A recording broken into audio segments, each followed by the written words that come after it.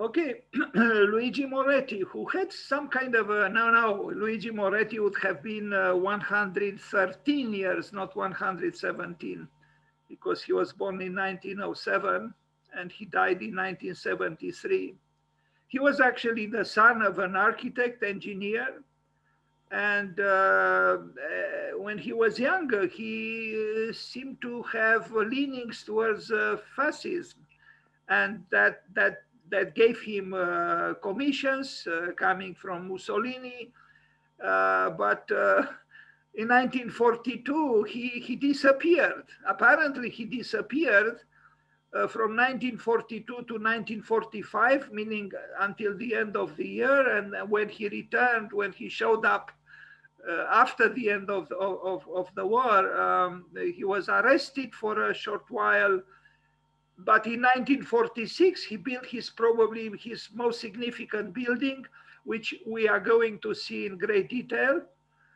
And he was quite versatile and changed, even formally, significantly.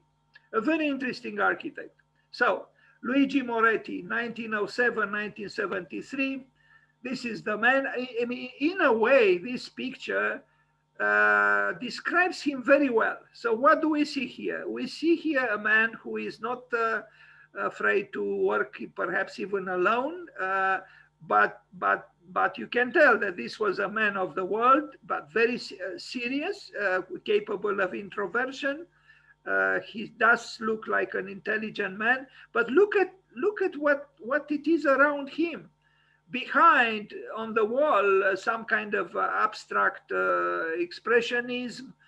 Then we have a statue, obviously of a religious nature, and then a painting behind, also, maybe from the Baroque period. He was a great admirer of the Renaissance and the Baroque. And so what we see here, we see a man who loved art, obviously. This was not a very, I mean, I don't know how large was the room, but the picture shows a certain density of objects around him, and they all have to do with art. And there are some books there. So in a way, this picture describes him. I read that he also published, he wrote extensively. He also was a professor. He taught. He was involved with many things, and he was kind of an architect intellectual, an architect who other Italians did the same thing. They were most of them involved with the architecture magazines. They published. They Some of them didn't build so much, but he also built a lot. I mean, considering that he died here at 66 or 67, he built. And so, an interesting architect, Luigi Moretti, and we are happy to wish him happy birthday today on his 113th birthday. Now we start with this Casa del Gil in Trastevere in Roma from 1933. This is a building with the fascist overtones, so to speak. He was still a rationalist at that time, but he was capable of evolving and even assuming um, organicism. And so I don't think he was a dogmatic architect. And but there were other rationalists who flirted, and maybe more than just flirted, with the fascism, who remained kind of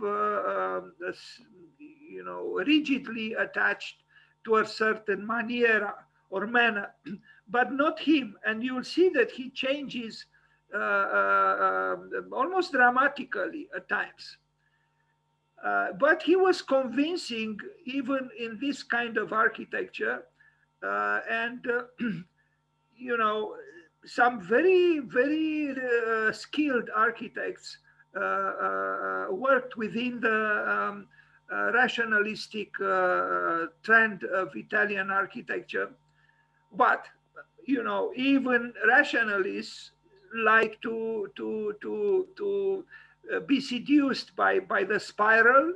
in this case, this staircase that is it is almost baroque in it. It is a simple geometry in a way, but it is done magnificently, and it does express this vortex of energy that animates Moretti within the frame of the cube or the rational grid. He was a great admirer of Michelangelo. He even wrote about Michelangelo, and I don't think too many modern architects did so. He did. Not surprisingly, Peter Eisenman had great affection for Luigi Moretti and even included one of his buildings on the list with 10 canonical buildings in his view, Peter Eisenman's view. But Peter Eisenman also was and is kind of an unusual architect, contemporary architect, although he was considered, and some still consider him a deconstructivist. He had great knowledge and passion, interest in the Renaissance, in Palladio first, and now at 88 in Alberti. I myself took part in 5 conferences by Peter Eisenman in New York at Cooper Union, where he talked in great detail and with great intensity about Palladio. I don't think I understood too much of what he said. He was very abstruse. But one thing I did understand, that this so-called deconstructivist, I'm referring to Peter Eisenman, was in love with Palladio and was in love with the question Palladio, because in my opinion, he tried to explain the unexplainable, the seduction of Palladio, what made Palladio so almost unbearably seductive. And he tried to explain in his own terms, meaning in cerebral terms. Anyway, we move forward with Moretti. And actually, I have sympathy for Eisenman that he admires Moretti. And I will explain a little further about this when we arrive at that building. Which is maybe the most important building by Moretti. For now, in 1933, we are still within the framework of a certain brand of rationalism, the Italian rationalism. And there are, obviously, even within this framework, we can see elegance, we see refinement, good proportions. So this is not a dry, lacking grace rationalism. No, it's a graceful one, I would say. So I would say that, to use the words of Boileau, l'esprit de géométrie meets l'esprit de finesse. Yes, there is geometry here and quite rigorous, but there is also a certain grace, I think, having to do with an intangible sense of what is fine or subtle.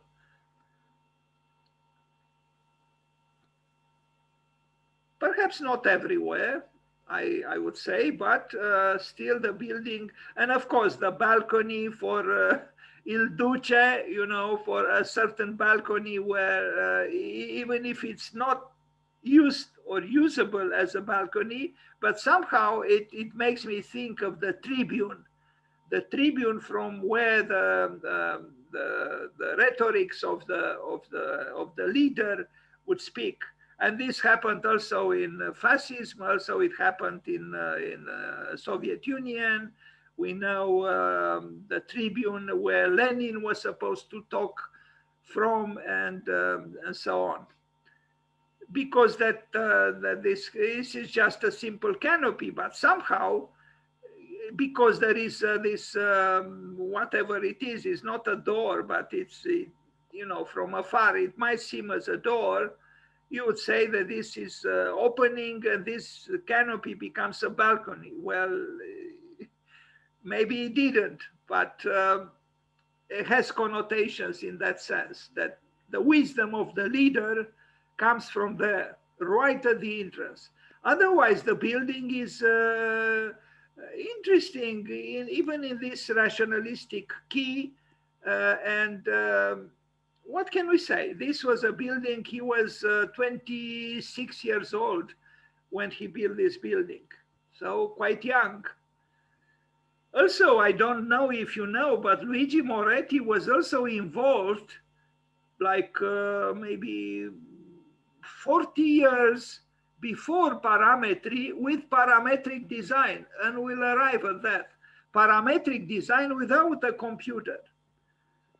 Okay, so 1933. This is an architecture that received a lot of attention. There were great architects working around that time in Italy, and it's, you know, maybe from the point of view of the fluid architecture of today, this might seem as a kind of a rigid architecture, but if it has the rigidity of the grid, it also has the subtlety derived from the gracefulness of a sense of what space is, what the detail is. So there is a sensitivity at work here. Okay, please remember this circular opening here, because if I make a presentation after Moretti on an important Bangladeshi architect, you'll see that he employs that circular opening in the slabs, also quite powerfully at times. Anyway, I wonder what these architects thought. You know, and not just architects, there were artists, there were poets, there were, intellectuals who sympathized with fascism. And we would be outraged today. How come, how come Heidegger sympathized with Nazism? How come Knut Hamsun, the great Norwegian writer? How come André Derain, great French painter? I really don't know. I'm trying to understand, and I don't. There was probably some genuine seductiveness in fascism that made these well-intentioned intellectuals and artists and architects, have sympathy for this movement. Anyway, but Luigi Moretti obviously understood kind of early that something was not right, since he disappeared in 1942 and only reappeared in 1945 after the end of the war. Okay, another building, an important building by him in the Foro Italico in Roma, or in Rome, 1933, 1937. We are already approaching, the threshold of danger, because not much later the war started. This is fascist architecture. But when we say fascist architecture, it's very different from the architecture that Albert Speer, for example, envisioned for Hitler. And actually, it's interesting to compare the two fascisms. In Italy, there was an avant-garde fascism, while in Germany, it was certainly not an avant-garde one. So how come that, here you had Hitler and you had Mussolini, but the architecture, and they were both very interested in architecture, but their visions about the future of architecture, the future of the great Rome or the future of the great Berlin, were extremely different, very different. This is also, and I don't know if this could be explained just because of the differences between the German, let's say, ideologies or temperament even, and the Italian one. It is interesting to compare them. In Italy, somehow Mussolini allowed and even promoted an architecture that was modern, resolutely modern. By the way of this, I received today, as probably you received as well, the newsletter from Arch Daily with this, provocative title, 2020, meaning the year that just passed, the end of the 20th century architecture.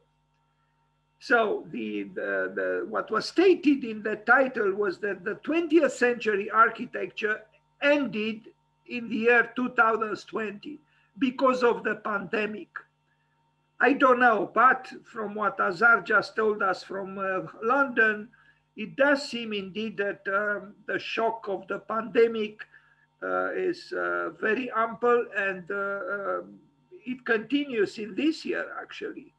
So it's very possible that, yes, some change would occur in our mentality and in our ways of being in the world. But now we are in 1933, 1937 with Luigi Moretti in Rome. This was actually some kind of a, not a school, maybe a school too for fencing. People would fence, they would learn how to fence. And you'll see a little picture with a terrible resolution about this. Now, the building still looks, somehow, to an extent at least, freshly modern. I mean, if we look at this architecture, it's not really so removed from what Alvaro Siza does these days, and what he did for a good number of years.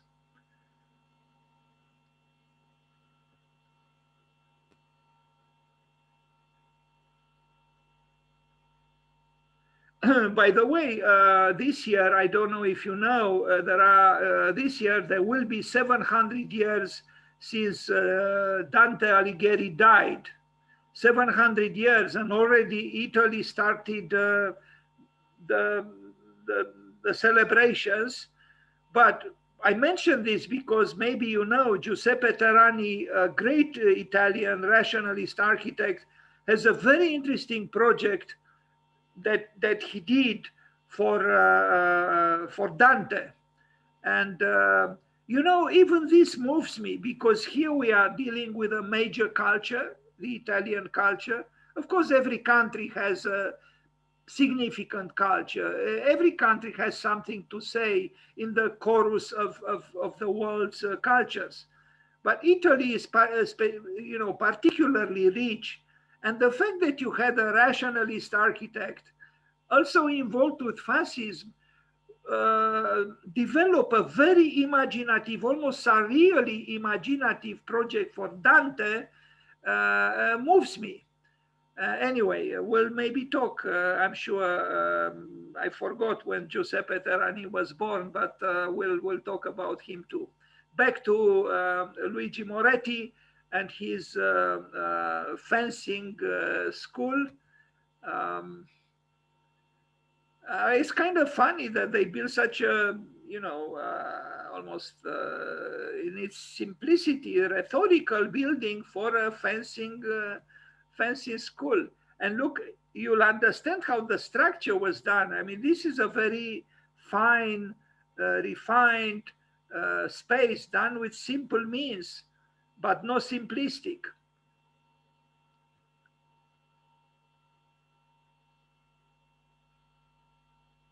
It's a very pure architectural language. And this is I don't know exactly what is this here, but you see how the cross section through the building is. And you see the two silhouettes here fencing.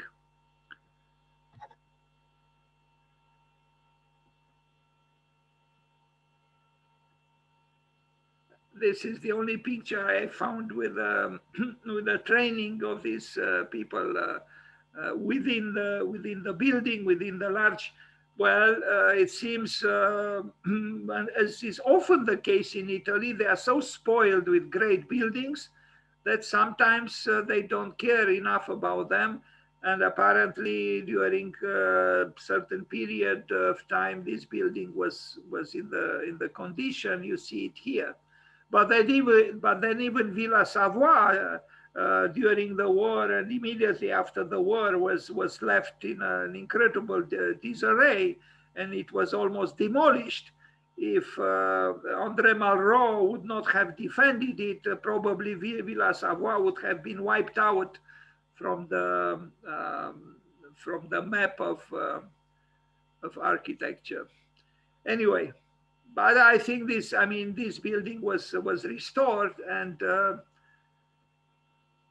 but still, these images should make us reflect on the fact that architecture is vulnerable, that we draw it in idealistic ways on paper or on the screens of our monitors, but essentially it is very vulnerable to the elements, to the ravages of history, to vandalism, essentially and basically to the passage of time.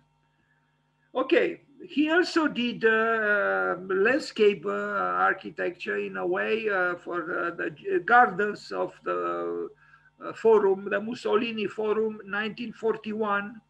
Not much later, he disappeared when he probably realized the horrors that were in store for humankind thanks to these political ideologies. Um, well, we have symmetry, of course. We have inevitable ideological overtones here. But um, some people think, even enlightened architects, that the best architecture is produced under the flag of some authoritarian power. This seems like a very retrograde and regressive form of thinking. But the truth is, many of the monuments that we admire from the past were built exactly in such conditions. And so the relationship between architecture and power is complex. The architect cannot build by himself unless his name was John Portman. Most of the time, architects depend on clients, and clients have to have power, sometimes more than just monetary power, in order to build. So there is complicity. Even Le Corbusier, with all his pride, he was,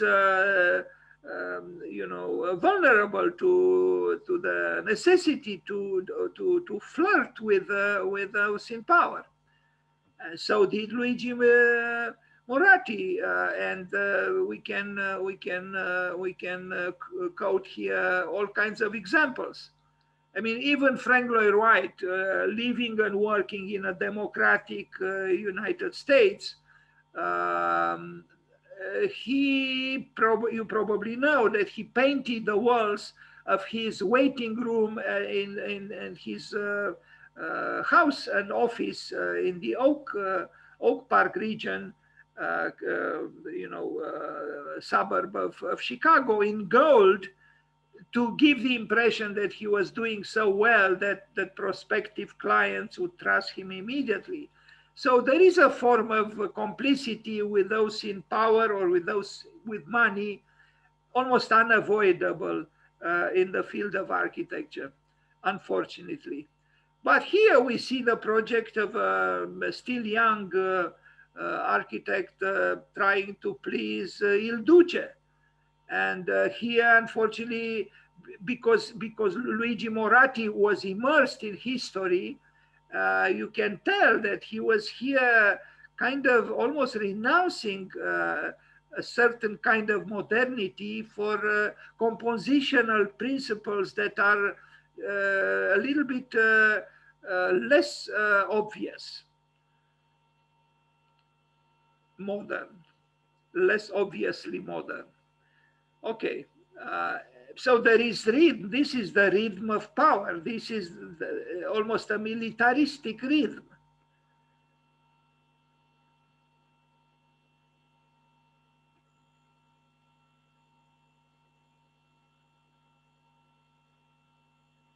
I mean, even this picture, it shows clearly centrality, the centrality of power.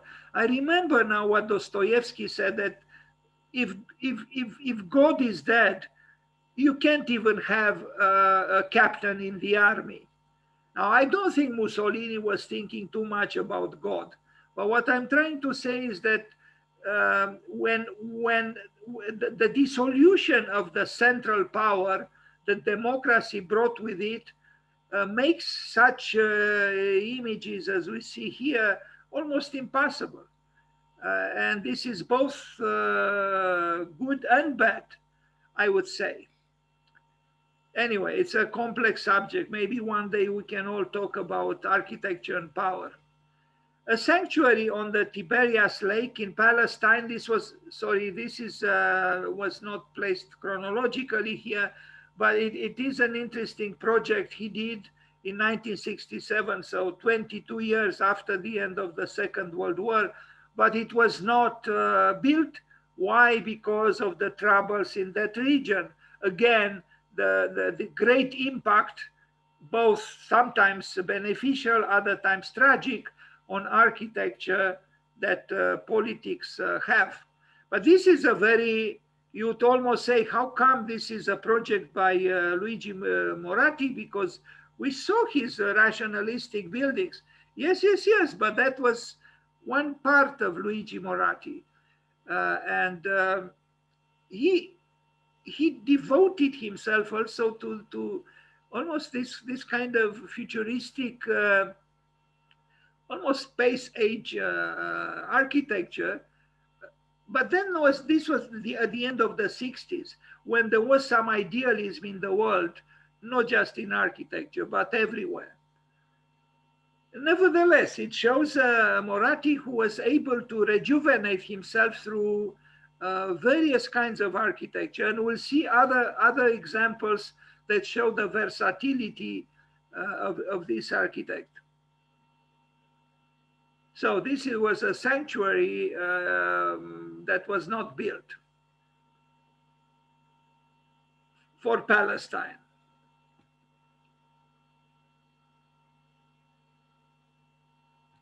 Now, such projects are important, even if they didn't become buildings, they were not built, but they are important for architectural thinking. And that's why I keep telling the students, draw, model, think, write, do it. If you love architecture, even if you don't have clients, even if you don't have commissions, you can still work within architecture in a meaningful way. Okay, now we see a project from 1948, and this building is considered very, very highly, and probably very few histories of modern architecture avoid it. It's a building that actually in translation would mean Casa, the sunflower building. It's from 1948, so just a few years, 3 years after the end of the war. And this is a building that was also very admired by such diverse people as Robert Venturi and Peter Eisenman. You would say, well, what does Venturi have to do? What does he have in common with Peter Eisenman? Nothing, except through this building, perhaps a certain longing or understanding for a certain kind of ambiguity in architecture. This is a modern building, but it is also a building that is considered to be postmodern. And in this case, I will have some texts written not by me, but I took them from Arch Daily, where a writer considers this building as being, announcing postmodernism, but a postmodernism that was subtle and serious, without employing Greek columns or whatever. So please allow me to read, although I usually avoid this, but in this case, maybe it will be beneficial.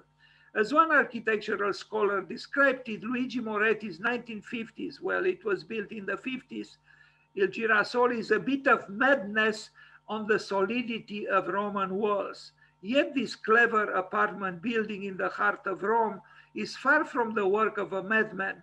Its subtle historical allusions and deliberately ambiguous composition betray the genius of the architect's creative and analytical mind. Moretti, whose notable commissions include Villa La Saracena, you are going to see it, Montreal Stock Exchange Tower or the Change Tower, you are going to see that one too, and the Watergate complex in Washington, in the United States from 1971, achieves a complexity of form and materiality in Girasole that distinguishes the project from its mid-century contemporaries and has earned it recognition as one of the earliest forerunners of postmodern design. Il Girasole, which translates the sunflower, receives its name from the way the building seems to free itself from the contextual constraints to redefine its relationship with the environment. Notably, the side profiles theatrically fan outward to maximize their solar exposure, like a flower rotating to follow the sun. In the front, an incision cut into the facade appears to split the building in two, spilling light into the inside of the building and illuminating the main entry sequence. Adding to the creative manipulations of the profile, Moretti thinly extends the surface of the front and back facades beyond the mass of the building, giving them a light screen-like appearance. In plan, the building operates roughly in a U shape as the frontal incision extends into a central courtyard that focuses the building circulation. The living units are scattered around this hollow core within a torqued grid system that mirrors the geometries of the site. A false but implied symmetry is achieved across the courtyard on all the floors except for the ground floor, where an unexpected set of organic curves dominates the lobby and disrupts the order of the entrance route. You see here the plans. We are going to come back to these plans. Indeed, you look on the floor, at the ground floor plan on the left, and then the typical floor plan on the right. And they seem to be disjunctive. They seem to be almost made by two different people. And this is the rift, the opening in the main facade of the building. Now, I understand in a way why Peter Eisenman likes this building so much, because he also has in several buildings this kind of cuts of rifts into maybe not so large, but such so-called wounded architectures or buildings are not strangers to Eisenman. The most defining features of the building are the many slight distortions. Indeed, this is an important word, distortions. Moretti makes to the building symmetry and balance, such as the broken pediment atop the entrance that doesn't quite align and the slightly off-axis entrance stair. Deliberately undecidable elements like these, as Peter Eisenman calls them, are what makes Il Girasole impossible to cleanly categorize into historical and doctrinal context. One of the earliest critiques of the project, published in 1953, described the project as an eclectic design, but one that could still be understood in modernistic or modernist terms. However, 60 years of hindsight suggests that the building borrows language from its modernist predecessors, but in breaking free of the modernist box and reinventing the roles of formal and structural elements, Il Girasole loudly rejects and even satirizes the limits of modernist doctrine. Through this building, indeed, Moretti was almost a visionary, and shows the complexity of this architect. I mean, look at the building, the fragment on the left and the one on the right. This building is something else. And this undecidability, this ambiguity connects with the weak architecture that at least for some years Peter Eisenman was advocating. So allusions to historical precedent in Israel have also generated discussion about the role of the building as a pioneer of postmodern design. Moretti, a lifelong student of Renaissance and Baroque architecture, and interestingly, Eisenman also is still very interested in Renaissance architecture and its masters, references historical ideas throughout the building's composition and formal tropes in the same way that some postmodern architects later purported to reanimate history through their own designs. In 1966, Robert Venturi paid homage to this aspect of Girasole in his seminal postmodern work, Complexity and Contradiction in Architecture, bringing widespread recognition and scrutiny to the project. The building is also thought to have influenced Venturi's most famous project, the Vanna Venturi House, which incorporates a strikingly similar edicular split in its front facade. Because of these references, Il Girasole is routinely appropriated as one of the major forerunners to postmodern architecture in scholarship and exhibitions. You will see that this facade is so different from the lateral ones and from the back one. These are the lateral ones, and forgive me again for a little bit of text. This amalgam of historical references, and indeed we do have an amalgam of historical references, but these historical references are not historicist, I think, and ideas is particularly noticeable in Moretti's material palette, odd juxtapositions of marble, rocks, glass, metal, ceramic, and wood occur throughout the building without any apparent ordering system, creating a distinctly chaotic appearance. In the lobby, a mosaic seems to hang suspended from the ceiling, defying conventional material use and structural logic in the same way that heavy rustications on the exterior of the building rest unintuitively atop lighter looking materials.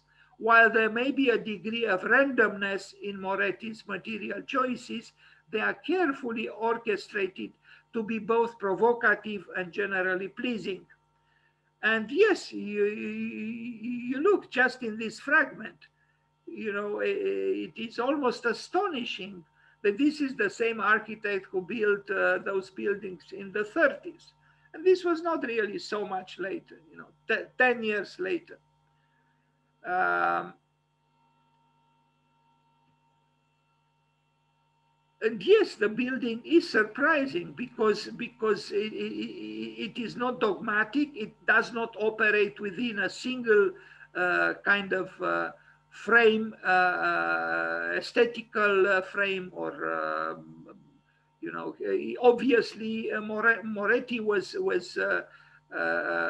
not dogmatic in this building. Maybe it had to do with the shock of the Second World War. I mean, this architect, I'm sure, suffered, as so many suffered.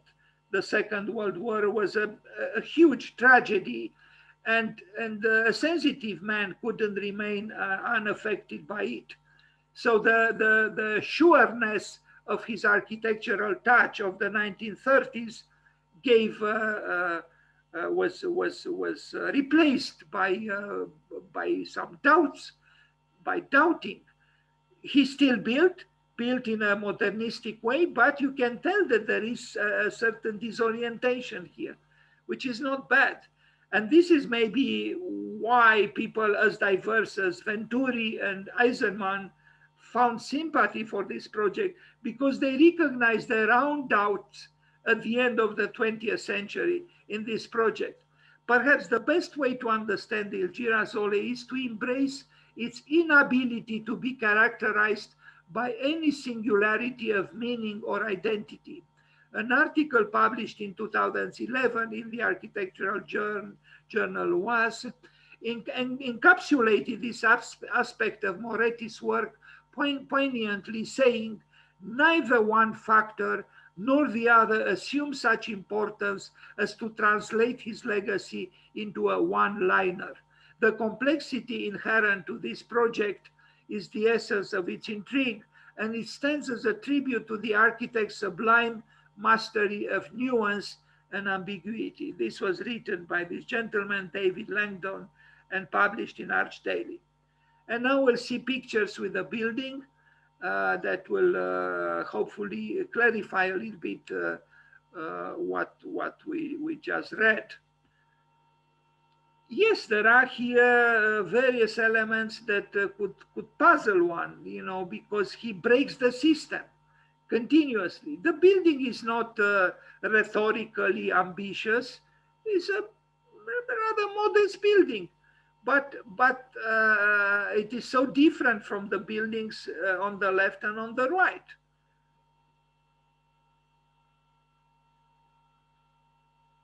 I mean, here is almost certain homage to incompletion. In certain details, you can tell that this architect Luigi Moretti is exploring,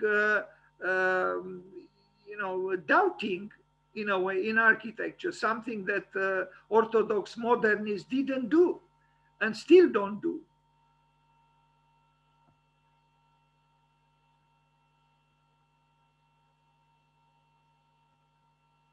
I mean, look at this back facade. What does it have in common with the side elevations and the front one? Nothing. And this huge panel is suspended, and it's almost like a mask. And a very interesting building indeed. I understand why such divergent architects as Venturi and Eisenman found sympathy for this building. And look at the base of the building. It's very surprising. You wouldn't expect such a base, such a pedestal for such a building.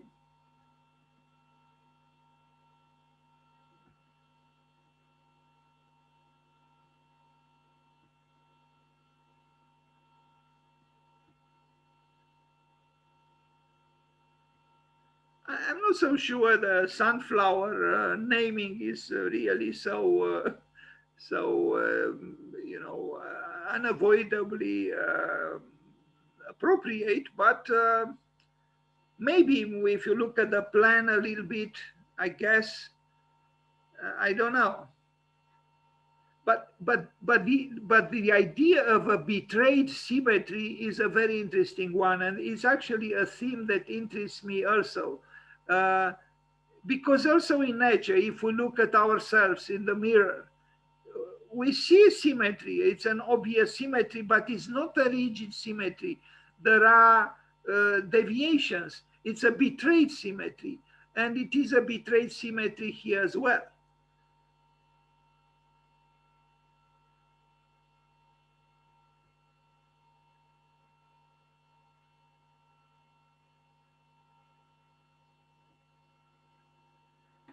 I like these sketches by Moretti. They show tension, almost nervousness. There is intensity in these lines, yes, I think this architect was not a banal architect. Was an architect was searching for truth, actually, the truth of his time, and he expressed it in this way. But not dogmatically, not through dogma. Now you'll see some drawings of this building, but done in 1987 and later by this gentleman, Ruggero Lenci. First, this is a drawing with a structure of the building. Probably some drawings by Moretti were lost. This is a top view, I mean, done again by this architect in 1987.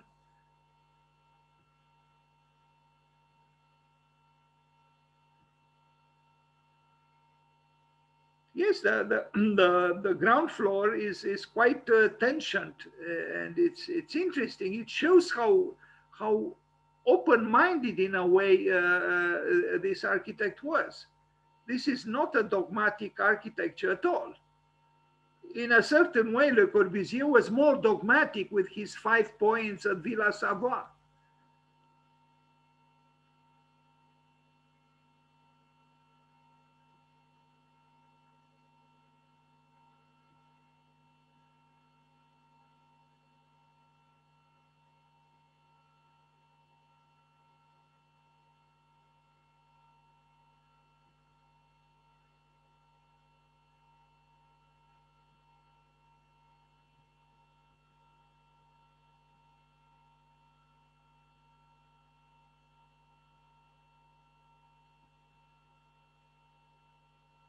Sorry, here you can read anything, but anyway, and the elevations drawn by this architect, not Moretti. Um,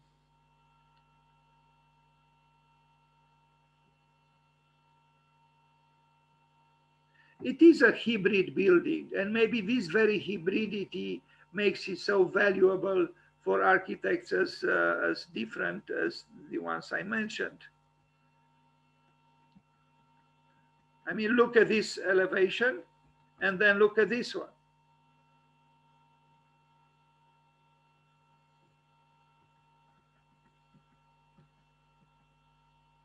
And look also at the base, how here it is done, and how it is done on the sides and on the back. Strangely, the one on the back is more ordered than the one on the front. The one on the front is more so-called lyrical, more informal. The one on the back is more formalized. There is a sum of dualities here that is very interesting, and he did attempt some kind of uniting the opposites in various ways. The sections are, perhaps not so spectacular, but this is not a negative attribute. A serious architecture can be done actually within what might appear not to be spectacular. But looking more carefully, you discover nuances and subtleties that make the work rich, and this is a rich work. Now, we arrive at this, in a way, very different work, also from 1948, 1950, so he built it around the same time. It's Casa Albergo is a kind of a dorm in Milan. It's a tall building. Makes me think a little bit because of this duality on this narrow facade of Oscar Niemeyer. But then if you look at the plan, and there are differences, but still is a fine work, less complex than the one that we just saw. We are still immediately after the war, but the work still has a modernistic freshness that is remarkable for 1948, I think.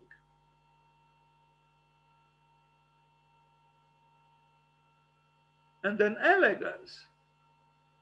And here is the room and an elevation. Sorry, they were drawn like this. Existence minimum in a way. And here is the plan.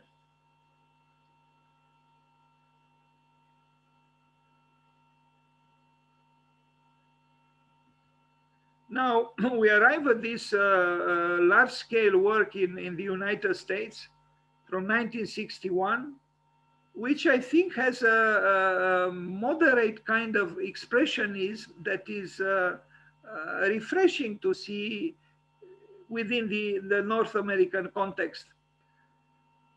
Maybe this work was not described in this way. From what I read, it wasn't. Here is the architect during the construction of the building. Obviously, he had a recognition since he received such large commissions across the ocean. It is a large, and it is in Washington. And I read that there are articles. I mean, I didn't read them, but I saw that there are texts about this complex of buildings as being a failed architecture. I don't know. I mean, who knows? It depends from what point of view. You can still see that this is an European architect building on the American soil. And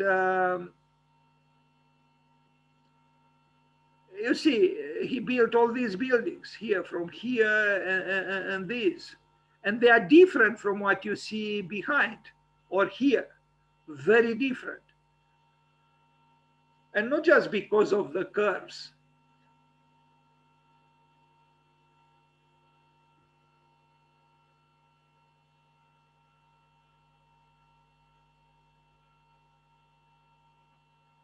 Well, I'm sorry, but when I look at this image and I compare certain buildings being built, you know, very recently, I wouldn't really say that it's such a long distance between what this architect built 60 years ago and what is being built today.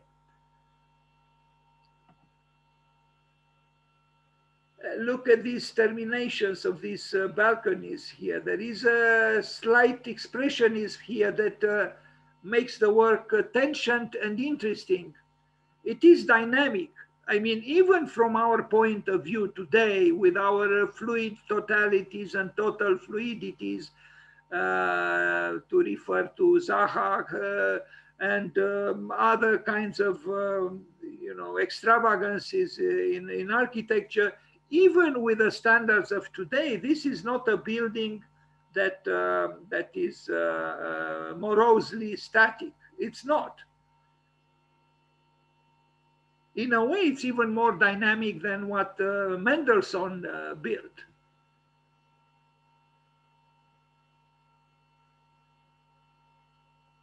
It could have been an architecture that is almost conveniently commercial. But I see here subtleties and complexities that make it escape you know, commercial connotations.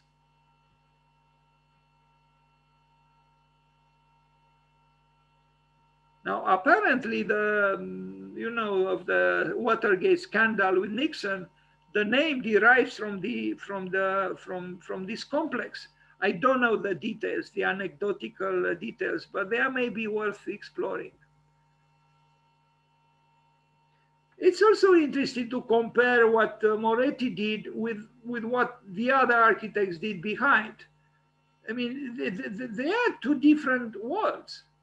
And this is a large city, an important city within the United States. And this is what the European architect brought here to Washington. And, you know, there is here material for thought and commentary.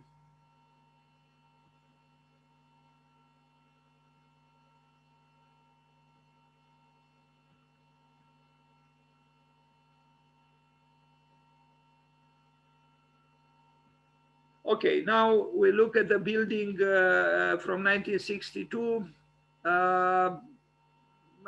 You know, institutional building, maybe not very glorious, but still you can see the ability of the Italian designers to bring refinement to even to a building whose function is not necessarily very, you know, uplifting. Italians in general have the reputation for being good designers, and this building shows that even with an adverse program, perhaps Moretti was able to bring a certain level of dignity to the building.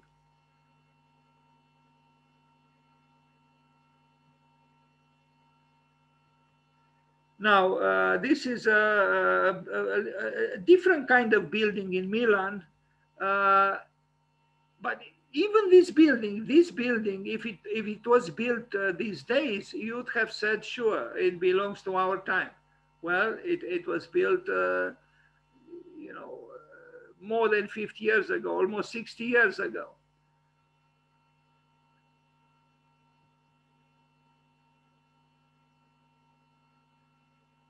Sorry for the resolution of this plan.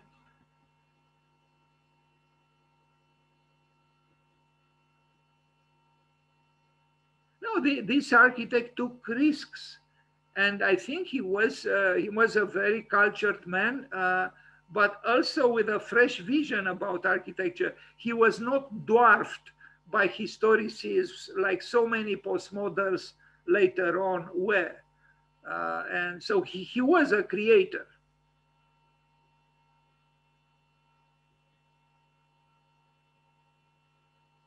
Who learned from history to be himself, because that's what he learned. Not to be like the others, but to be himself. And perhaps this is the most valuable lesson of the so-called past. To be yourself, but to be yourself without neglecting what preceded you.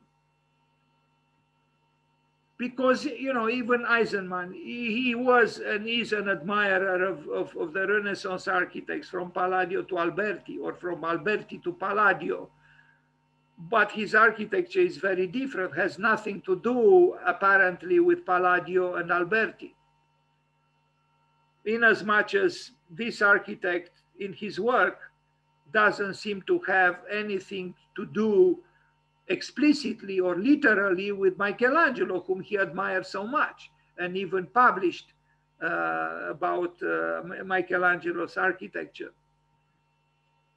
Again, the split, and the split is I like such breaks into the body of architecture myself. So in the language of our days, we'd call this bipolar disorder. I don't know. I think we all have dualities. And I think within all of us, there is a Faust. I remember Goethe saying in Faust, alas, two souls are dwelling in my heart. Well, maybe these two souls existed in Luigi as well. Luigi Moretti, who began as a so-called rationalist architect, and then you saw that sanctuary that was not built, and you are going to see other things towards the end of this presentation. But we are still in Milan with this building. And now you'll see a few other works which I couldn't identify in the rush to prepare this material. Another apartment building, quite interesting also. Please forgive again the quality of the photograph, but the building is capable of stirring up the architectural imagination.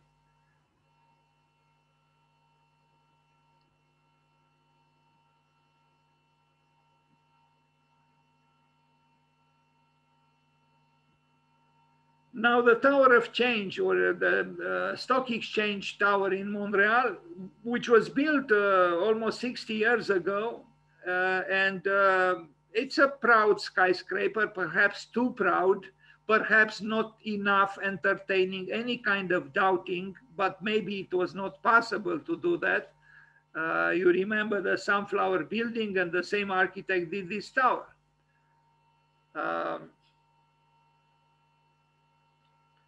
I don't know how proud Moretti was about this tower, but it shows again a versatile architect who was able to entertain Hamletian dilemmas, and also to build this tower where I personally do not see any Hamlet in.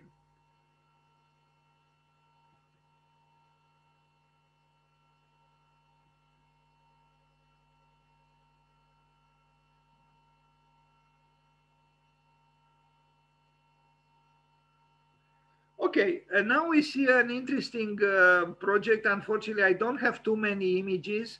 The Church of the Concilio Sancta Maria Mater Ecclesiae is a project. It was not built, but it shows Luigi Moretti very, very futuristic and willing to take risks of an order that would have been almost unimaginable considering his previous work. Too bad it was not built. I particularly like this image. It would have been very nice if it was built, but it was not built.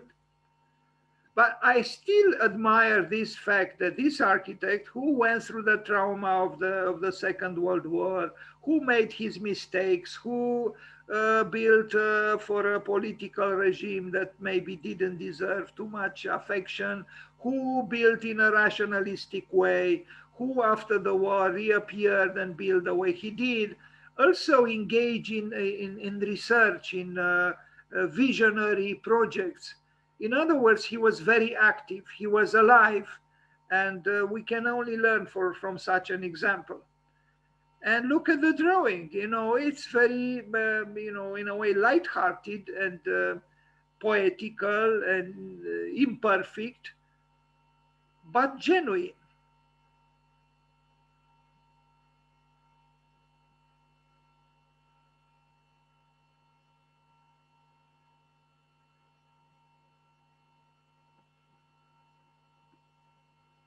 Too bad it was not built. What else can I say?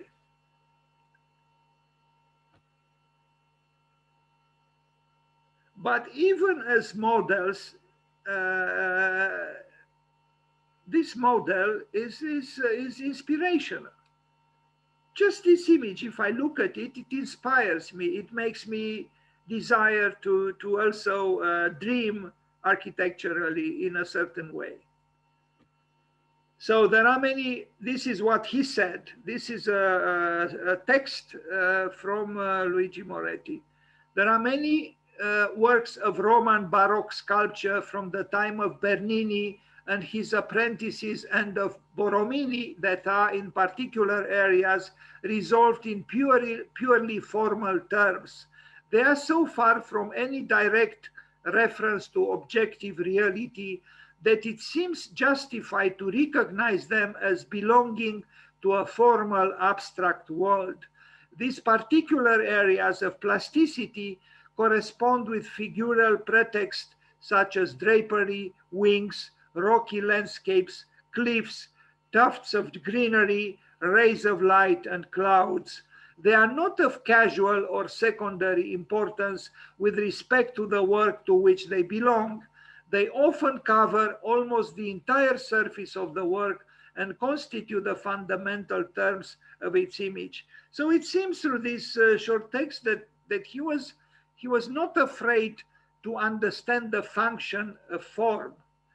That form that banished a reality from the orthodox modernity, he understood that it has a function and it could be a very serious function.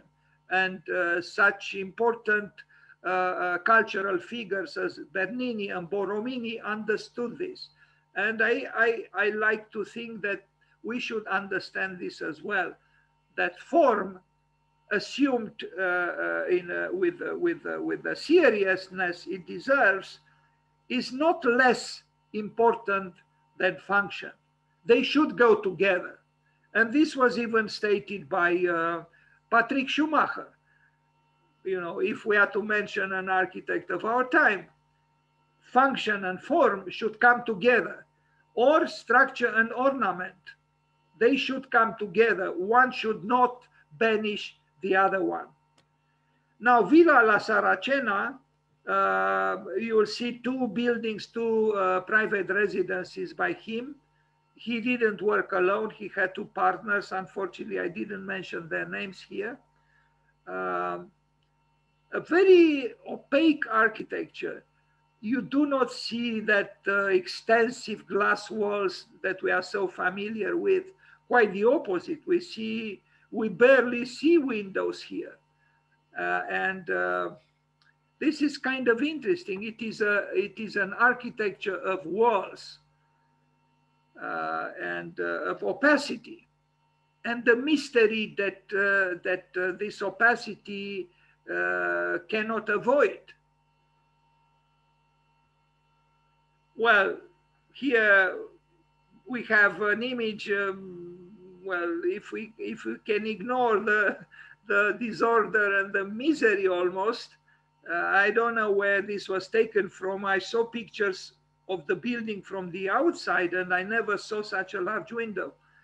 Maybe it was a studio, an atelier of some kind. I don't know. Although here I see it's connected with some kind of dining area. Maybe towards the garden, the building was like this. This stair is kind of predictable and a little bit old-fashioned. I'm a little bit disappointed, but not so much about the cut above. Okay, we move forward with another villa, Villa La Khalifa, also operating within the formal field of great opacities.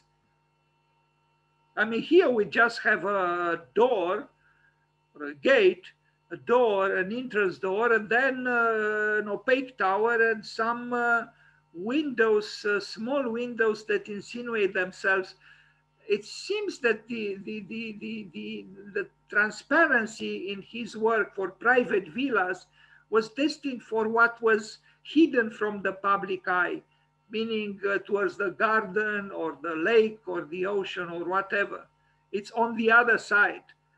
For Moretti, in his private villas or private buildings, transparency is destined for the other side with a quotation marks, the word the other side. But it seems, if I am to see some kind of a self-portrait of the architect, it seems that here is an architect who towards the street or towards the intruder, towards the public eye, offers his back, his opaque back, while his openness towards the world is destined on the other side, garden, lake, forest, or whatever. In this case, the sea.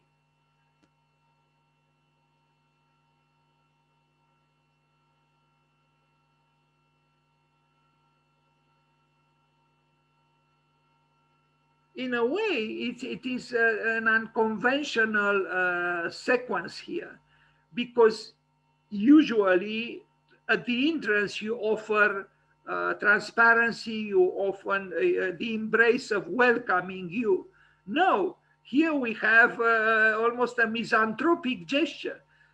The architect provides a door because yes, you can get inside a building without a door, but that's all we have.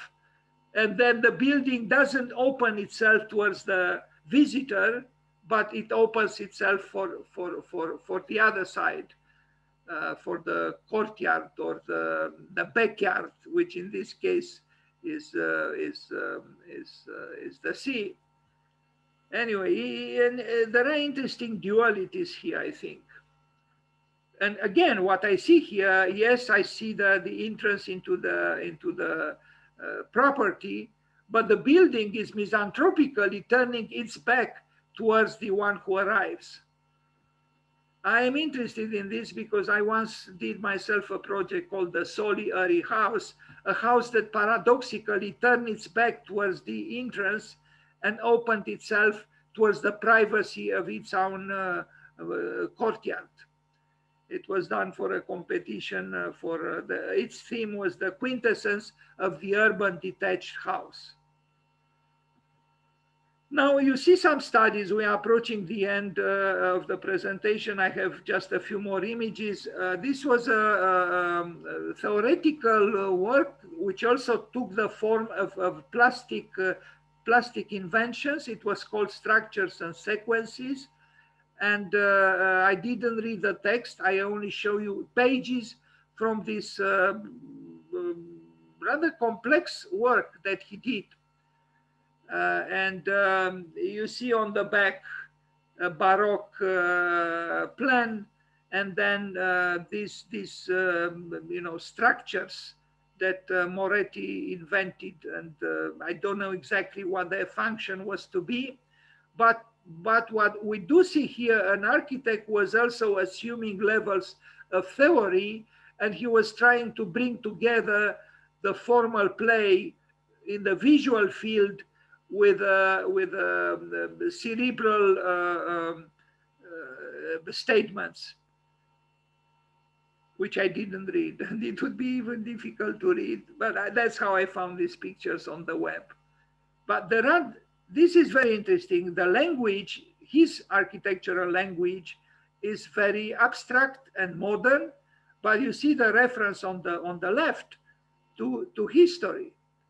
It's not a linear, predictable reference at all. Like, for example, you might see in a book like Nature and Architecture by Paolo Portoghesi. But again, I like the fact that on the left, I see original artwork with some architectural references perhaps, and on the right, we see references to history. But those references to history are not literally applied to the work of invention that he exercised himself in. And I think this is what a true creator does. You immerse yourself in the past, but in what you create, you assert your time and day and place. So I don't know exactly what this work is about, but I see the title there, Strutture e Sequenze di Spazi. He was inspiring himself from the Baroque time, but he was expressing the particularities of that time into an architecture that would have been of his time, almost our time. He was an artist, he was an architect, he was an intellectual. He loved the past, but a certain past, the past of Bernini and Borromini and Michelangelo. And I think we need again this kind of architect who is more than just someone who responds to the demands of a certain commission, who explores a new vocabulary, a new language, who takes risks, who invents, who reads, who learns, who writes. I think in this sense, Luigi Moretti is very, his example is very valuable. Now, parametric architecture before parametry, and with this, I will end this presentation on him. It is called parametric architecture. This was a project he did for a stadium. And you see the actual stadium was supposed to be here. And this is a model.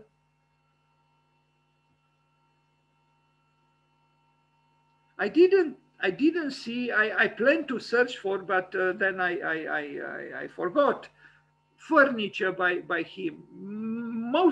Most Italian architects also built furniture, but I didn't yet see a chair built by Luigi Moretti. Maybe he didn't, or maybe he did. I just didn't yet see one. Because when I look at these models, I would expect that this architect built some furniture as well. As far as I know, he didn't.